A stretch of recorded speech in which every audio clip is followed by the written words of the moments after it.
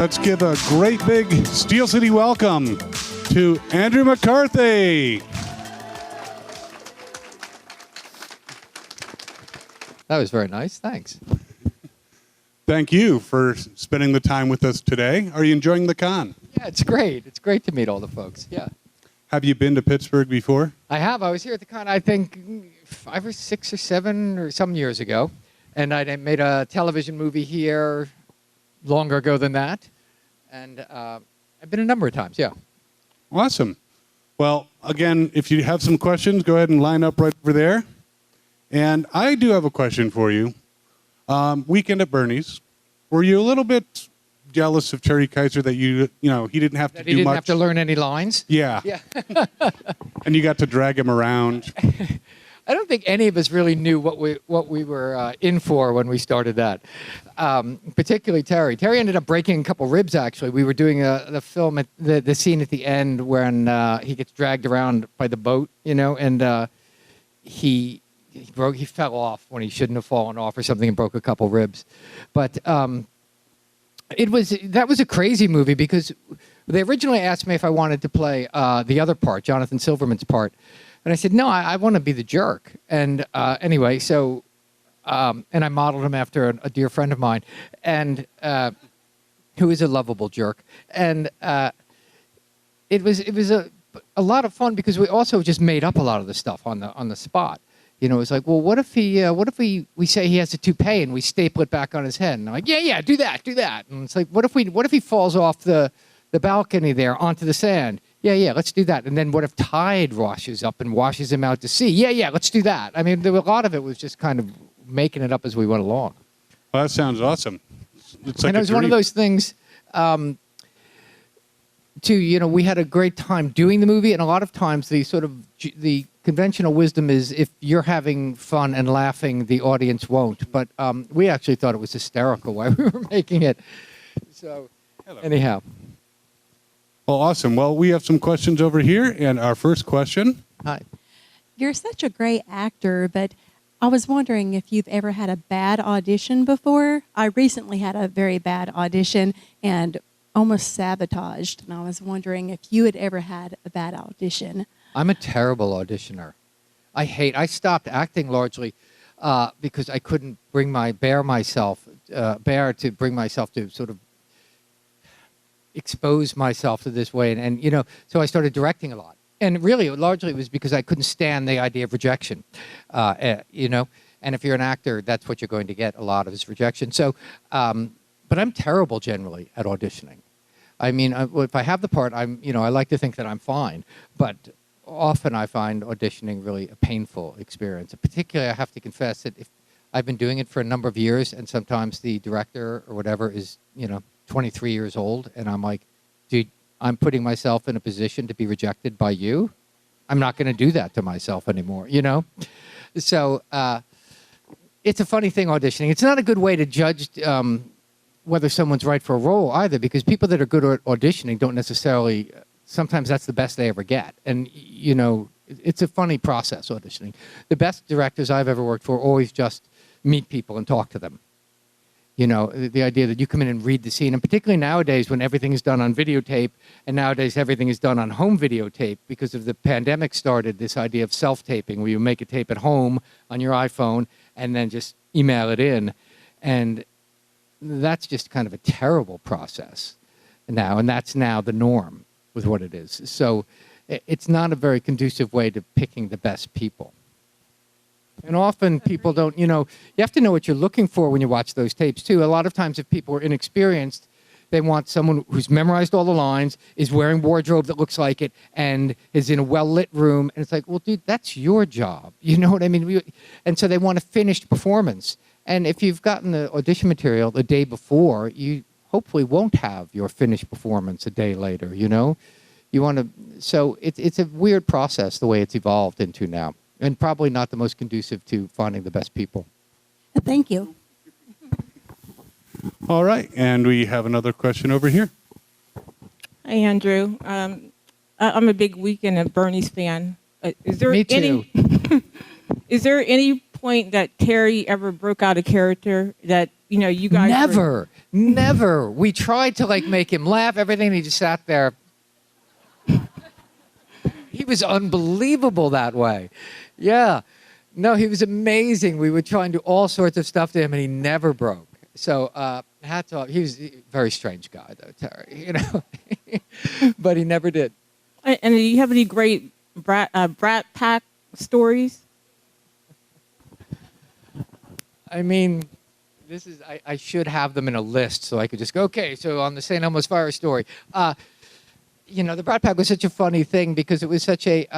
We were very friendly, a bunch of us, and stuff, but it was largely just such a media creation in the sense it came about. The term Brat Pack was evolved because it was a New York Magazine article that was actually supposed. This is a long story, but I'll try and cut it short. Supposed to be about Emilio Estevez, and the writer kind of took a dislike to his young subjects, or was envious or something, and wrote this kind of scathing article and called all these people the Brat Pack in a very negative, pejorative way, really, you know, in a kind of aggressively hostile, sort of snarky way.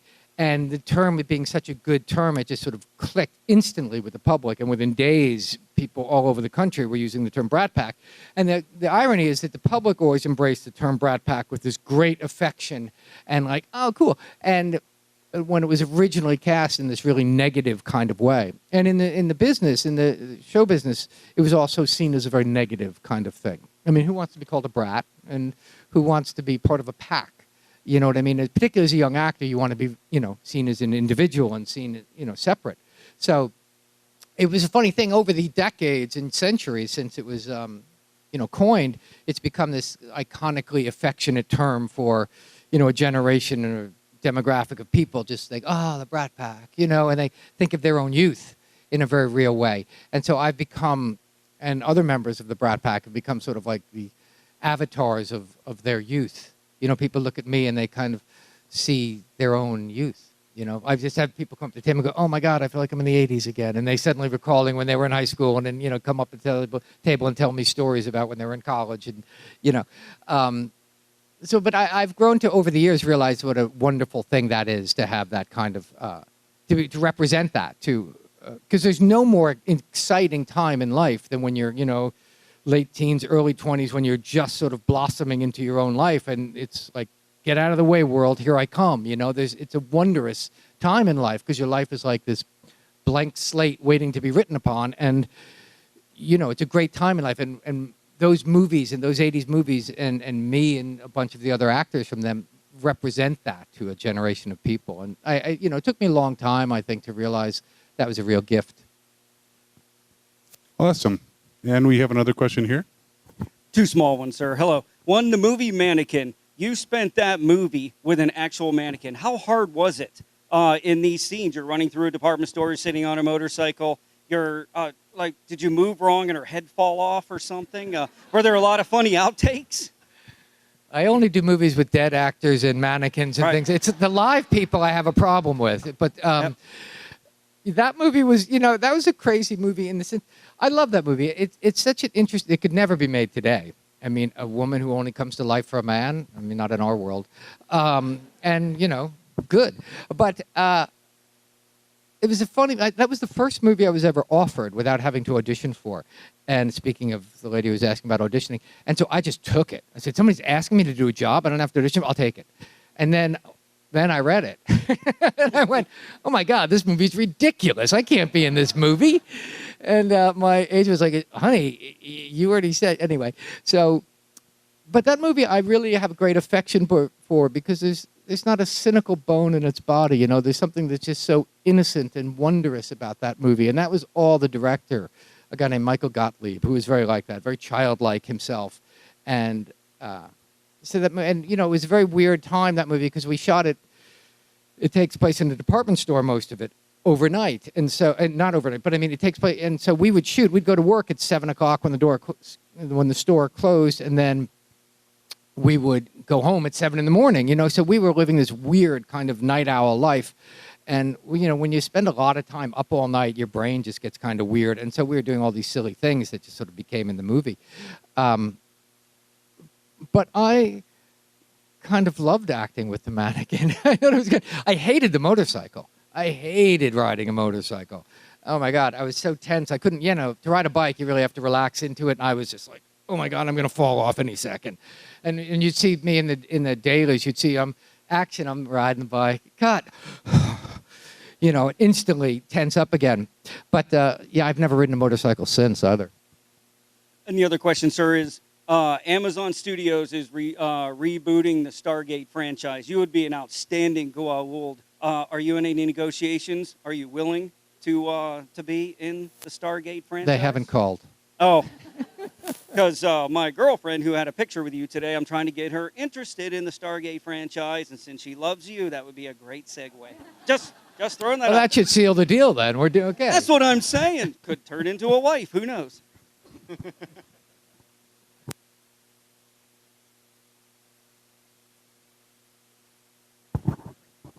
I broke it. Okay, now I fix it again. Banging it works. You would make a great Goa'uld. All right, next question. So first, one of my favorite all-time movies is Less Than Zero. You worked with my dream guy, Robert Downey Jr., before he got Iron Man. But my question is, you got to work with the amazing, amazing John Hughes. What was it like working with him? Like directing and all that? Was he on the set? Was he funny? Did he have those little repertoire? Well, John was a really interesting guy. John didn't direct. The only time I worked with him was in Pretty in Pink, and John only wrote that and produced it. He didn't direct it, which everyone is always surprised about because it's such a John Hughes movie. But John was certainly there every day. What I remember most about John was he used to sort of sashay in at about, I think he produced it only and didn't direct it because he wanted to sleep in every day. And because he used to kind of wander onto the set about 11 o'clock and he'd bring a little boom box. This is the 80s, right? So he'd have a little boom box with him and he would play us little snippets of songs. And he'd go, what do you think? What do you guys think of this? And what John did really well is he took young people seriously. That's why his movies were successful, because he had respect for young people. He honored their journeys and struggles and knew that it was such a self-serious time in life and everything was, life or death the way it is when we're an adolescent. And he didn't dismiss that and go, yeah, they're just kids. John took us and young people very seriously and their opinions seriously. And so he would come in and ask us every day. He'd kind of go, what do you think of this song? And he'd play a little snippet of a song and we could go, yeah, that's cool. And that's what ended up being the soundtrack. Because he really had respect for young people's opinions. And John was very smart and very, he wasn't possessive of his words at all. If you had something you wanted to do different, he could, just make that your own. Say it the way you'd say it, which is not always the case at all. And so he had enough confidence in himself to be very generous, and just sort of give it away and realize and movie making is a very collaborative process. And so he would just sort of give the part away and give it to you and go do your thing. And he really had great, I auditioned for that part, and it was originally written for my part of Blaine. It was originally written to be like this big high school quarterback, broad-shouldered kind of dude, and I was given an audition for it because I had just been in a movie called St. Elmo's Fire, which was, had been fairly successful, and woohoo, but they said, well, he's not right for this part at all. He's not some big jockey kind of guy. But he just was in this movie that was successful. We'll give him an audition, a courtesy audition. And so I went into the room to read my little scene, and Molly Ringwald was there. And so I read the scene with Molly, and no one showed any interest at all. They just went, okay, thank you, next. And I walked out of the room going, the hell with these people, except I said something else. And the next day, I got a call the next day going, they're very interested in you for this movie. And it's because when I walked out, Molly turned to John Hughes and said, that's the guy. And John Hughes said, that wimp? And she's like, yeah, no, he's really, dreamy and poetic. That's who I'd fall for, not some jock. And to John's credit, again, how he respected young people, he just said, well, if you see it, okay. And more to his credit, and the way I see it, at that instant, then he just was totally behind me. The second he decided, got on board with what Molly was thinking, he was totally behind me and supportive of me. So, I forgot the question. Thank you. That was awesome. All right, we have another question for you to forget here. Hi, Andrew. You had mentioned earlier you had been to Pittsburgh before. Yeah. So I'm wondering, have you ever had a Primanti sandwich? And if so, what did you think? No. No. Okay, I'm that's okay. ashamed. That's okay. You can have one while you're in town. Okay. But my real question is, you had both acted with and directed James Spader. What was that like, both acting with him and directing him? Well, I love Jimmy. I've known James probably longer than I've known anyone. I mean, well, and had an ongoing relationship with him. You know, I directed a lot of The Blacklist, which is James's show. And so I remember we first met on, I guess it would have been Pretty in Pink. We did 3 movies together. The first one was Pretty in Pink, which we met on. And we both lived in New York, so we kind of bonded very quickly over that. And then I got him involved in Mannequin. And I don't think he's forgiven me for that yet.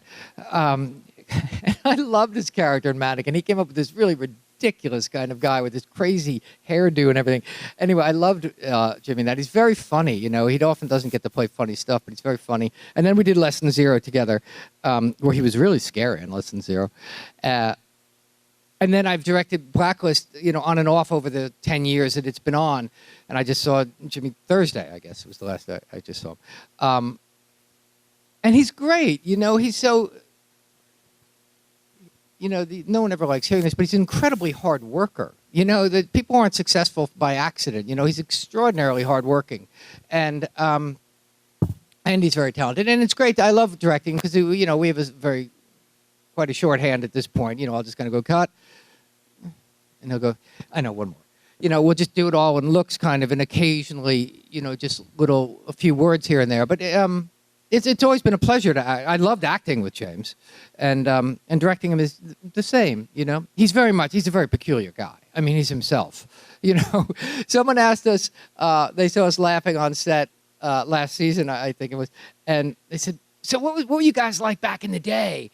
And James just looked at him the way James would look at someone and goes, "We are exactly the same, only more so." And I kind of went, yeah, I guess that's what we are, whatever that means. But he's a delight, you know. And he's also, you know, has a very peculiar way to look at the world. So, anyhow.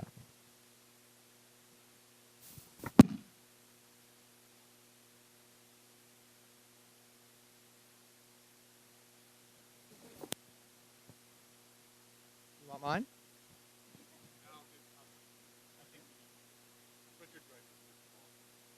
He does that. All right, that one works for now. I don't think Richard touched this one, so I think we're good. All right, making me run. My question is about your writing. I know that you had written for National Geographic some. Where was your favorite place that had taken you? Yeah, I became a travel writer in my other life about almost 20 years ago now. And yeah, I worked with I was an editor at National Geographic Traveler for like 15 years. My favorite place to go is always, you know, the good travel writer answer to that is the next place. But I love remote places. I love Patagonia down in the tip of South America. I love the Sahara Desert, you know. I love going. I love anywhere. I love the act of going, I think, is really exciting to me. You know, I think, you know, Americans should get out into the world a little bit more. I won't get on my soapbox, but I think everyone benefits from getting away from home and getting out of their comfort zone. You know, travel changed my life in many ways. It revealed, 1,000,000 years ago, I walked across Spain on a thing called the Camino de Santiago, which is this ancient pilgrimage route, and I walked 500 miles across Spain. And in the middle of that trip, I had a meltdown. I had a sort of in the middle of a field of wheat, I dropped to my knees and had this sort of tantrum. And I was sobbing, and I didn't know why. And anyway, it occurred to me really how much fear had dominated my life to such a large degree without me ever even knowing it. And in that instant, I became sort of aware of how dominant fear was in my world, and it was very liberating to me. And so I kept traveling, and I sort of eventually became this accidental travel writer. And I just wrote another book that's coming out next month, to plug my book, about, I walked across Spain again last year with my son, who's 19, and we walked the 500-mile pilgrimage route again. And it was an amazing trip to do a father and son trip like that. You know, I had the great luxury of what an adult has with an adult child. The biggest luxury is time, you know, and to spend that kind of quality time with my son, who most of the time is busy running out the door and can't be bothered with me. It was an amazing experience. But yeah, I love travel writing. I think it's a great, you know, and I became successful at travel writing quickly because I realized two things. It changed, that travel changes people in a profound way, I think. And also I knew to tell a story, you know, always just tell a story. You know, because people love story, and people get engaged by story, and people learn by story. No one learns by being told what to do. But you share a story of yourself, people are going to go, oh, yeah, I know that.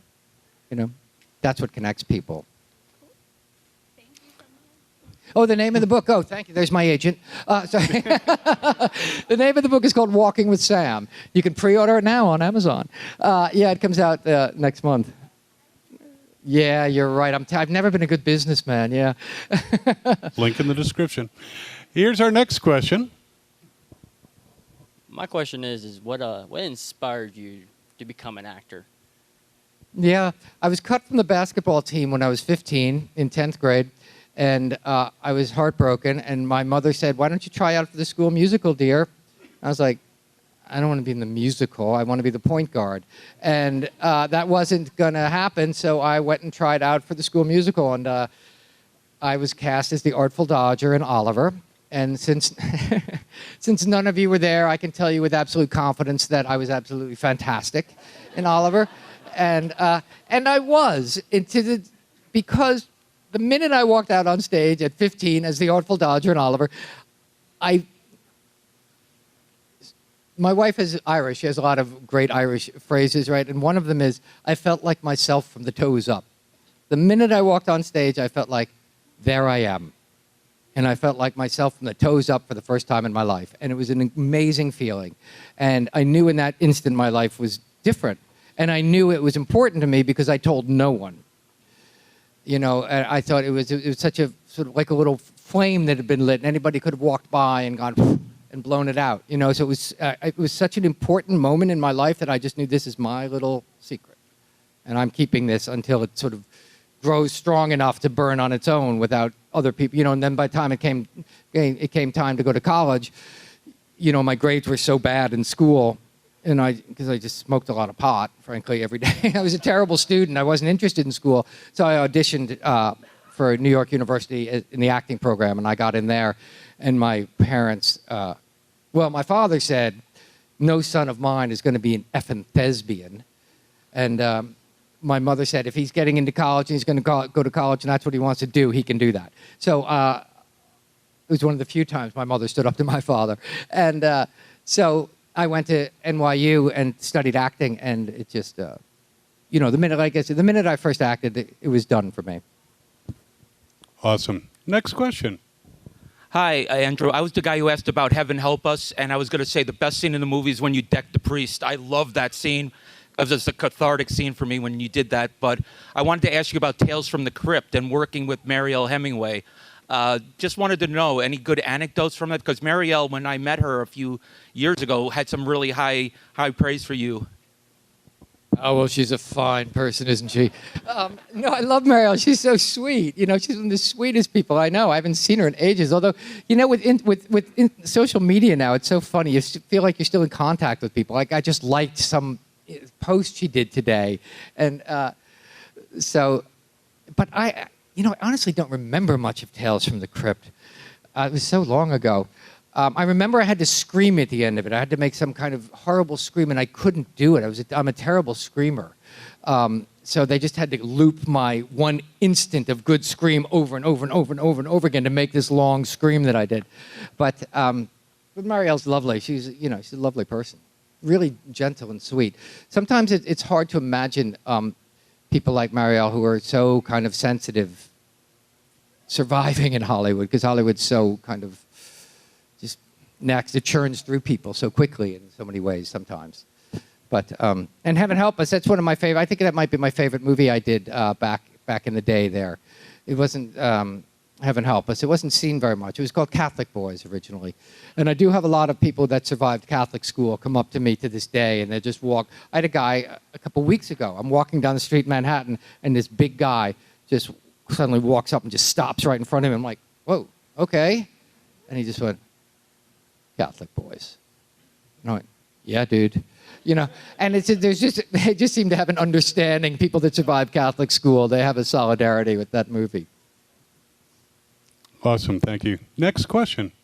What was your favorite movie to be a part of and why? Well, I loved, like I said, I loved the movie Heaven Help Us. I loved being in St. Elmo's Fire. I loved doing that because it was the first time I felt like I belonged there. You know, before that, I'd kind of felt like I was racing to catch up. You know, the first movie I did was called Class, and I played Jacqueline Bissett's young lover, and I was with Rob Lowe, and Rob had been in a couple movies already, and so he seemed like the insider, knew what was going on, and I was just like, huh? You know, they'd say, okay, go stand on the mark, and I'm like, what's a mark? You know, I got the job in Class. Here's a story you didn't ask, but I was, I'd been 2 years in college, so I'm 19 years old, and I got kicked out of college, and I didn't know how I was going to tell my parents that I wasn't going back to college for a third year. And a friend of mine called me up, and he said, there's an ad in the newspaper, in Backstage magazine, which existed back then, and Backstage was the newspaper for unemployed actors. And there's an ad in it that said, casting a movie, wanted someone 18, vulnerable, and sensitive for the lead in the movie. And I was like, dude. And so I went up, it was in New York, and I went up to the Ansonia Hotel on Broadway and 73rd, and I waited with 500 other 18 vulnerable and sensitive kids for hours in the hallway, and I walked in to meet some guy who was sitting behind a table, and I gave him my picture. He turned it over to look at my resume, and there wasn't one because I'd never done anything. And so he just said, so you haven't done anything? And I was like, no. Okay, thanks for coming in. Okay. And then as I was getting up, he said, why don't you come to the office tomorrow? And so I went, me? He was like, yeah. So anyway, I came to the office, and long story longer, about 20 auditions later, I was plucked from the weeds and was in the movies. And that's how I started. So I felt very much like I didn't know what the heck was going on. And by the time I did St. Elmo's Fire, though, that was the third movie I did after Heaven Help Us. I started to feel like and I also knew that part, it was very like me. Someone who had great feelings and stuff, but was very afraid to expose those, and so covered it with a mask of sort of disinterest and cynicism. You know, that sort of rotten before it's ripe kind of quality that I understood completely. And I knew that I was doing well in that movie, and that I would score in that movie. And that changed my life, that movie. And I loved being a part of that. That was really fun. And I have to say, I loved doing Weekend at Bernie's. I thought it was just so stupid. And it's fun to be part of. All right. Well, all good movies. I hope you're not avoiding this gentleman over here. Hi, Andrew. Frank Bellow. I'm a fan. Just like to know. Can I get security? One quick question. Do you enjoy doing these cons? Yeah, it's great to come out and meet the people. I mean, and these old stories. I mean, I find them. I don't think about this in my day-to-day life. So it's actually when you go out and connect with people and you actually see how much your stuff meant to people.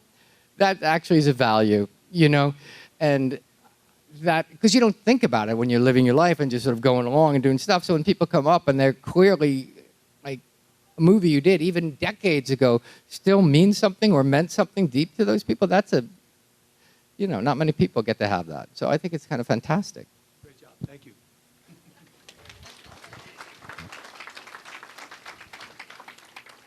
All right, now you have to follow Frank Bellow. I don't know how you do that. Security, it's the man walking out there with the long hair. That's him. Hi. I've loved you in all your movies. St. Elmo's Fire was my favorite. But I did have a question about Law & Order SVU. You did an incredible job when you played that role. Closer? Sorry. I'm not used to this. But it was such a departure from most of the characters you've played. So what made you decide to go down that path and take on that It's role? part in I always called SUV. SVU was a guy who kept, because that show is so weird, it was a guy who kept a love slave under his bed for like a year or something. And apparently it was a true story. Anyway, I did it solely because my friend Ted Kotcheff was directing it. And Ted directed Weekend at Bernie's. And so he asked me if I would come play this part. And I just said yes, because Ted asked me. And then I read it and I went, oh my God. So what have I done exactly? So, but it was fun, because, to play those kind of crazy, horrible people, all you have to do is be the most charming version of yourself you can be. And then the given circumstances make it even creepier that you're being charming and nice when you're a guy who keeps a love slave under the bed. So it just gives it a real creepy twist. So it's fun to do that kind of stuff. Sometimes, for a minute. We won't judge you. All right, our next question. How was your feelings about doing Kingdom Hospital? I mean, I enjoyed it a lot when you did it. It seemed like you took a horror-based story and not just you, but the rest of the cast kind of made it more of a 50-50 where it was like you had your funny moments and your serious moments. And I just wanted to hear your personal feelings about the show. Yeah, Kingdom Hospital was weird. And it's a Stephen King miniseries, back when we used to call them miniseries. It was a 13-part thing that Stephen King wrote. But it was actually adapted from a Lars Van Trier kind of, is he Danish, I think, Lars Van Trier? Anyway, it was adapted from something else. And so it didn't work, And I do remember the tough part about that was it started on the air and it was instantly did very well. And then week after week, less and less people were watching. And so by the time we were into like week 8 or 9, they canceled it. And we were still shooting. And so we had to keep shooting, finish all 13 episodes because for the DVD and for Europe and for worldwide things, it was going to be on all over the world. But it was very discouraging because we'd already been canceled in America and we had to just keep shooting. And we were kind of like, what are we doing? We're already a failure. Why are we keeping doing this? But it's had its own kind of strange, weird life in the time since then. But yeah, it was. I think one of the reasons it didn't succeed is because it was half kind of scary, horror-y, and half trying to be funny at times. When I think it would have been better off if it was just pure scary. All right, I think we could agree. Next question. I'm just wondering, since you've acted and directed, which did you find more mentally taxing, on the day-to-day? Well, I always say that directing is stressful and acting causes anxiety. So on a day, you have to be the grown-up in the room when you're directing. And acting, you have to, you exist in this weird bubble when you're acting. And I like both. I mean, I've been directing mostly for the last 10 or 15 years, and I just acted again recently this last year on a show called The Resident, where I was a regular on it for a season. And it was really fun to go back and just act again. I didn't realize how much, I've been acting since I was a kid, So, and I hadn't acted much in the last 10 years, so to go back to it again, like that was such a pleasure, and realize that, underneath it all, I'm an actor first, and it's how I understand the world, kind of, And it was a pleasure to be able to just go, yeah, I'll be waiting in my room, call me when you need me, Whereas directing, you're answering a lot of questions all day long. But it's nice directing, not having to worry about what your hair looks like, you know what I mean? And not having to have the vanities and all that kind of stuff. In a certain way, the attention's wonderful, and in other ways, the attention's, not so great. Just out of curiosity, because you brought it up, if you mind answering, why did you get kicked out of college? Well, I didn't go to my classes. I was in an acting program, and so 3 days a week it was acting, and 2 days a week it was regular college. And I went to all my acting classes because I found those interesting and loved them, and I couldn't have cared less about the school part, so I just didn't go. And so they kind of decided they'd struggle on without me after a couple of years. And, after I did that movie class, they then invited me to go back to school and said I could use that as independent study as long as I paid the tuition for the semester I missed. I said, go to hell. And so I didn't go back. I thought that was really kind of lousy of them to sort of be so, anyhow. So, Andrew, are there any projects coming out soon that you're involved in that you can discuss? Yeah, I'm in the middle of making a documentary about the Brat Pack. So I wrote a book several years ago called Brat, and about my time in the Brat Pack, and it got me sort of thinking about, it was such a seminal, time in my life, and so it changed, my life changed because of being a member of the Brat Pack, and so. And I realized I'd never talked to anybody, really, of the other gang. Because one of the things that happened when the Brat Pack label came out was it made everybody just kind of scatter, because suddenly, like I said earlier, it was such a negative thing when it came out, which we've long forgotten. But it was such a negative thing. And in the show business, it was a very negative connotation that everybody who was friends and wanted to work together just stopped working together. And so I never saw any of those guys. Again, I hadn't seen anybody in 30-odd years. And I just kind of thought, I've never talked to anybody about that. So I went and I dug up everybody in the Brat, got in touch with them. And so I've been going over to people's houses, basically, and filming, talking to them, go, this is what it meant in my life. What did it mean for you? And so it's been really interesting experience to go back, now that we're so old, to go back and look at youth with that kind of detachment and affection. I was surprised how much affection I had. Like, Rob Lowe and I hadn't seen each other in 30-odd years, or same thing with Emilio Estevez and Demi Moore. We hadn't seen each other in so long. And so, and we were all kind of happily surprised about how much affection we had, not only for each other, but for our own youth in a certain way. That was, it was something we all kind of ran from when it happened. And so to go back and kind of embrace it again, and we're all members of this club that we didn't particularly ask to join. And so we have a certain shorthand. We look at each other and just kind of, yep. You know what I mean? We know what it felt like. And so that's been wonderful to go back and do that. So I'm just putting the finishing touches on that now, and that should be out in the fall. We'll definitely look forward to that. And everyone here has affection for you. Thank you so much for spending this time with us. Thanks, guys. Appreciate it. It has been great. Be sure to visit him at his table, get some autographs, get some more stories out of him.